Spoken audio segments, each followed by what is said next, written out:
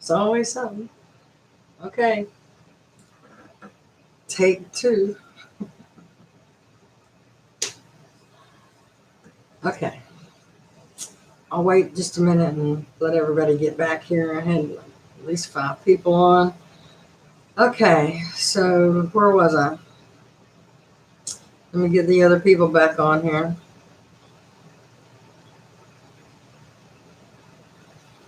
There's 2. Got 3 more to go. Sorry about that. It said my connection was unstable, so I don't know what happened.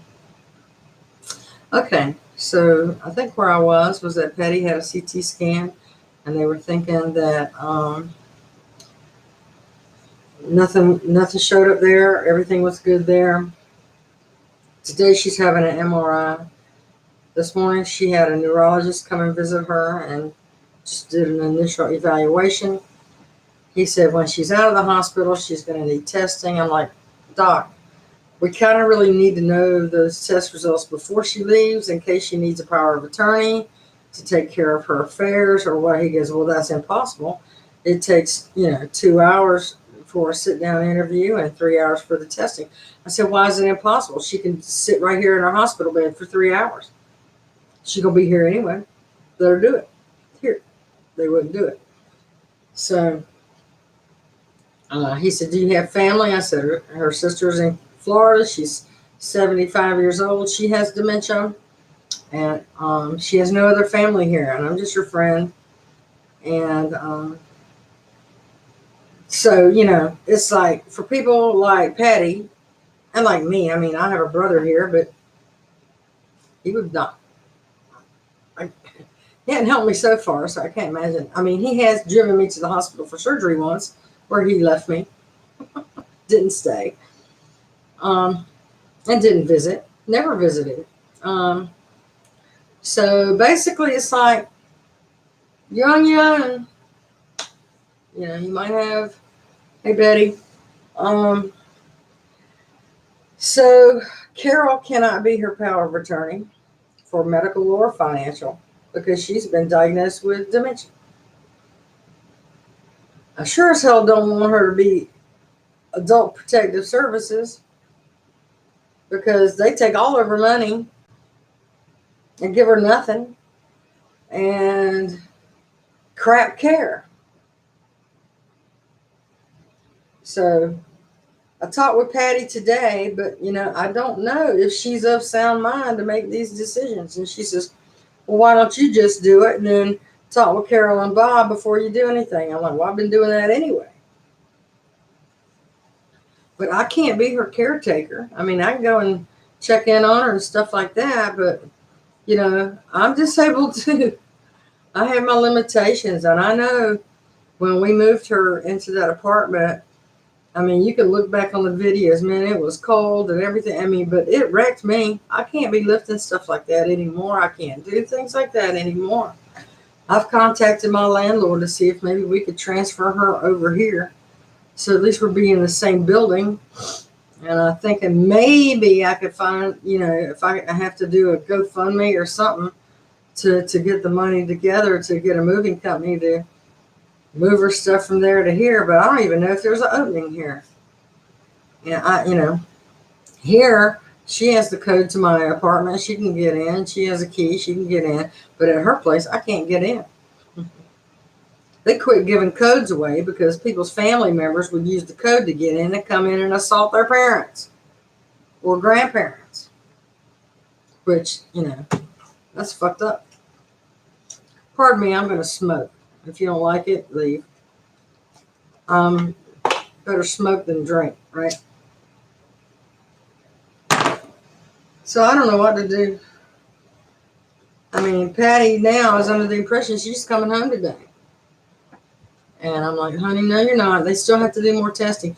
He just said that when I get out of here, I have to follow up at his office. I said, yeah, when you get out of here. But they haven't even done your MRI yet. And they did say there was other things, blood tests and other things. And then those reports have to come back. They have to, I don't think you'll be going home today, maybe tomorrow, but not today. And she got agitated.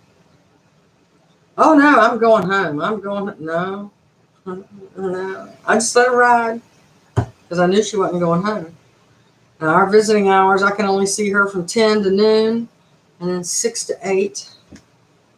And I had to take Angus, or not take Angus, but have her dog, Angus, his dad, her ex-husband, cousin, to come get the dog. Because I can't go back and forth like 2-3 times a day like I was doing before.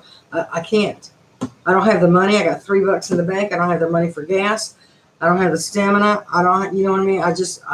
There's some things I just have to accept that I have to take care of myself too. And it's not because I don't love her. It's just that I have limitations now more than I did before. So, I looked to see if there was if her insurance covered assisted living, and according to them, assisted living is somebody that needs help with grooming and dressing, and she doesn't need help with that. She needs home health care, where a nurse will come in and take care of her and make sure she's had her medicine and check her blood pressure and come in like twice a day. But she needs that. I mean, I can help her with the. I mean, she seemed to be fine with cooking, and I tell you, I did make it into her apartment yesterday, and it looks like she hasn't cleaned the place, or it doesn't look good. It doesn't look like the Patti I know. And to tell you the truth, I'm exhausted. Can you tell? It took yesterday. Her doctor's office called me and said that she had called for a prescription, and they didn't understand. They heard the word of one of the prescriptions, but they couldn't make out what else they said. And she says, "You need to call an ambulance for Patti." I'm like, "You're a doctor. You call the ambulance for Patti, right?" So I called him back. I said, "I was going to call you." I mean, they called me like 3 times in a row, and that's my code. If there's an emergency, you call me 3 times in a row, because I'm a third shift person. I go to bed 5, 6 in the morning. I get up about 12, 1 o'clock. That's my schedule. That's just who I am. That's who I've been for many, many, many years. So she did. She called me and told me that, and Patti wouldn't let the ambulance guys in the house. They kept saying, she kept telling them, "My heart's fine. I'm fine." Well, they weren't there for her heart. Doctor, when I called for the ambulance, I said, "You could confirm with Dr. Shelby Kenner that she told me to tell you to go get her. She's disoriented. She needs to go to the hospital." And the guys still wouldn't take her. And I'm like, I called her back and I said, "You might have to Baker Act her to get her, but it's not, is it a psych thing? I don't know if it's a psych thing or not. But the doctor would have to Baker Act her." And then the police shows up and didn't want to do all that.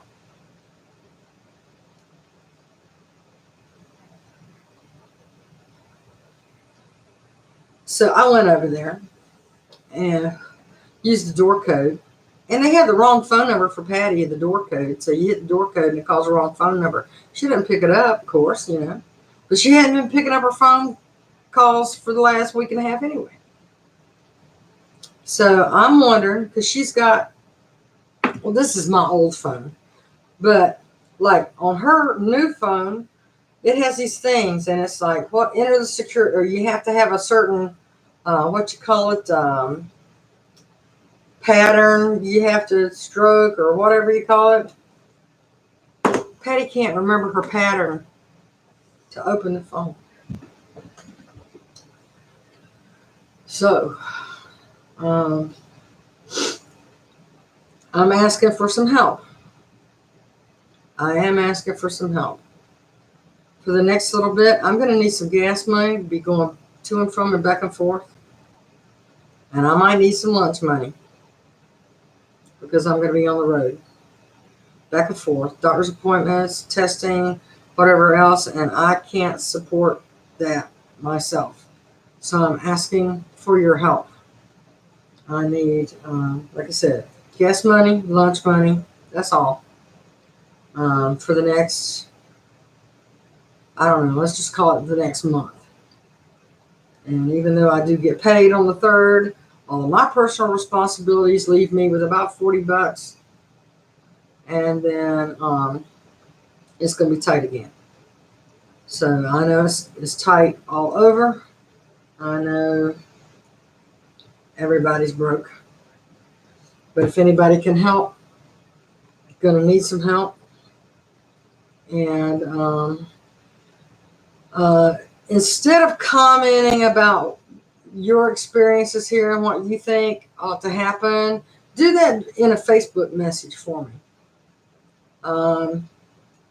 I think before I take on the power of attorney thing, I think I need an eval just to clear me, just to make sure. I mean, I know I'm financially sound down to the penny, for Christ's sakes, but I am broke all the time. But that don't mean I'm not responsible with my money. It just means I don't have much of it. But I think I should be evaluated before I take on that responsibility. So let me know about what you think about that. Let me know if you know of anything. I thought maybe we could get a Medicaid waiver to get her the home health care. I've asked the hospital to bring in a social worker to help navigate that, to try to get whatever waiver we can get to get her home health care until we figure out what the hell's going on. And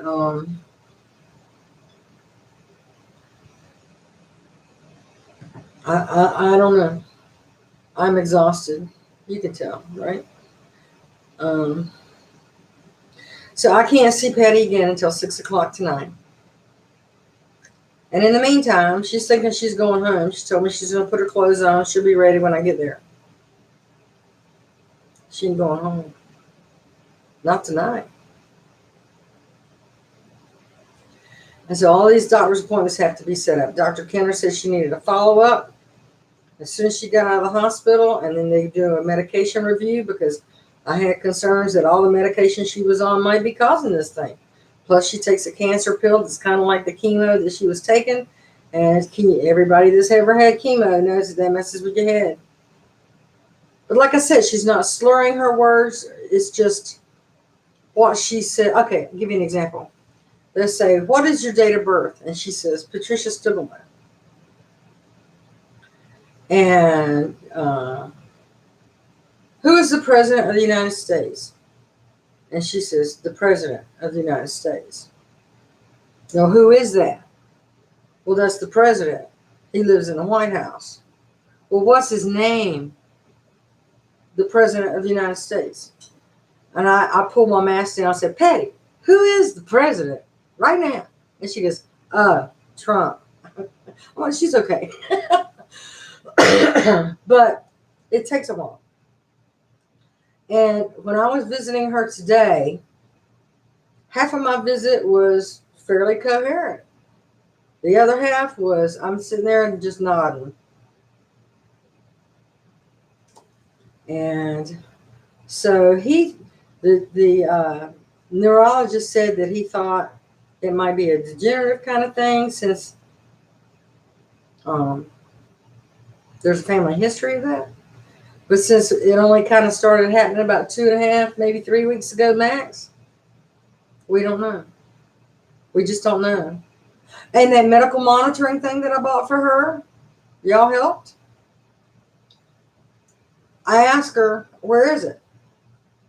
It's in the drawer. She had it in her bedstand drawer, and it needed to be charged. Don't know how long it had been there, but she hadn't been wearing it. Now she can't remember to charge it. She can't remember to wear it. What are we supposed to do here? She needs somebody that can check in on her often, 2-3 times a day. In person. And I don't have that kind of gasoline budget.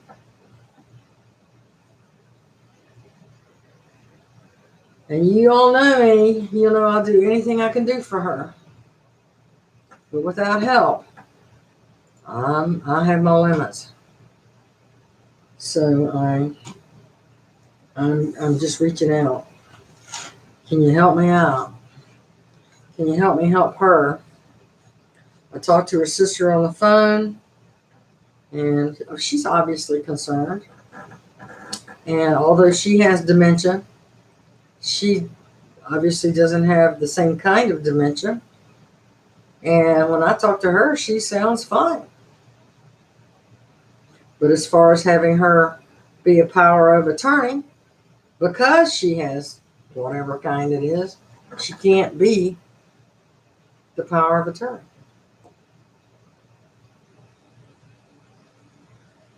And Patty's got nobody else. Nobody. She's like me. Got nobody else. So, if you wonder where I've been, what I've been doing, that's kind of what it's been. So, like I said, if you have any suggestions or whatever else, if you've experienced the same thing with a loved one and that just had Medicare, she just has Medicaid disability. That's all she has. She doesn't have, she has SSI. That's all she has. And she's not qualified for regular Medicare for 2 more years. And that asshole wants to take her health care away right now.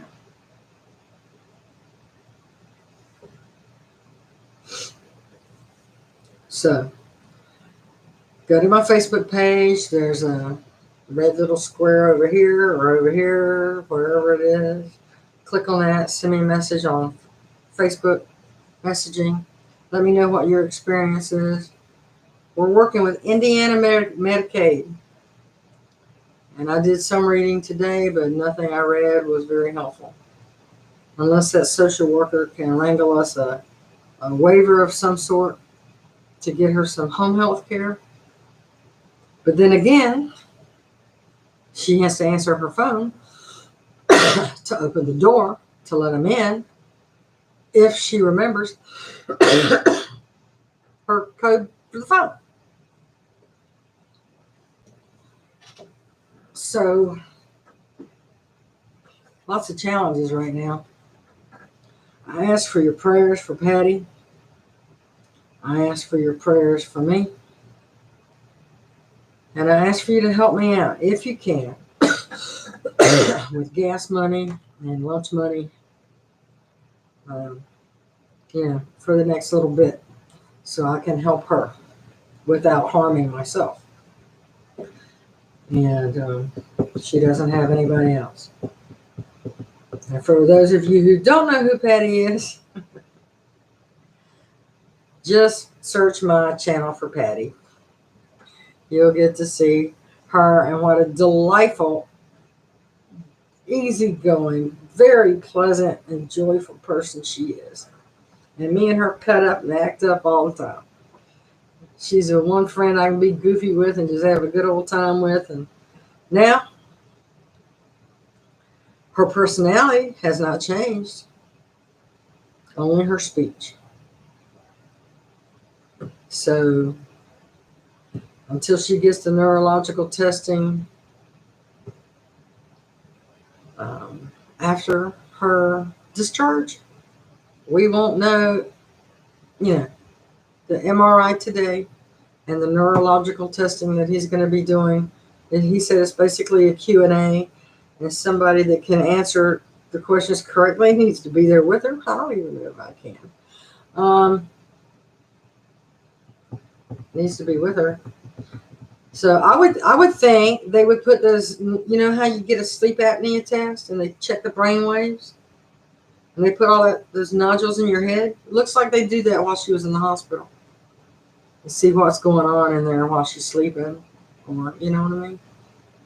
I'm not a doctor, but that just seems like a reasonable thing to think they probably want to do while she's there. Because when she gets home, what the fuck? She can't drive. She's not. He asked her if she drove, and she said no. I'm like, yeah, she drives. She just drove to a doctor's appointment here on Friday. Oh, she says, oh yes, I drive. He said, do you ever get lost when you go? She said, no. She got radar to her doctor's office. It's like instant GPS navigation. She knows exactly where she's going. She's really good about keeping her doctor's appointments. And until this COVID thing came up, I was going to her appointments with her, and she was going with me. But now we can't because they only let one person in, and that's it. I mean, the patient. So, I did all my crying last night. As you can tell, it's still left over. So keep us in your prayers. I don't know what else to say. We'll find out about the MRI tonight or tomorrow. See what's going on. Until then, keep us up in your prayers. And if you could spare $1, please send $1, even if it's just $1, to the PayPal link below to help me keep gas in the car and at least getting something to eat while I'm out all day long with her and doing the business for her. Okay, sorry, I'm back to begging for bucks, but I don't know what else to do. So thanks to my subscribers. Sorry it's such a downer, but if you want to send good vibes her way, give us a thumbs up just to let her know you're thinking about her. I'll show it to her later. She won't remember it, but I'll show it to her later. And,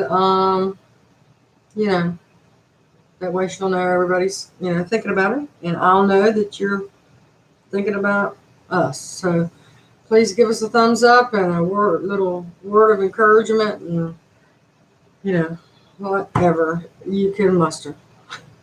But in your daily walk, one random act of kindness really can change somebody's day, especially yours. And so be sure to extend that little random act however you can. And be good to one another. Wear a mask. That's called love. Love one another. That's what the man said. That's what we must do. Again, I apologize for my appearance, but at least now you know why and what's going on and what I'm in the middle of right now. I will keep you updated because I know a lot of my subscribers absolutely love Patti and always asking me, how's she doing? How's she doing? So, she is my best friend. She is who we're not partners. We're not like that, but we are very best friends and all we have is each other. So I will keep you posted as to you're my extended family. And so I will keep you posted as to what's going on and let you know how it plays out. In the meantime, love one another. Thanks for listening. Send up a prayer. Bye-bye.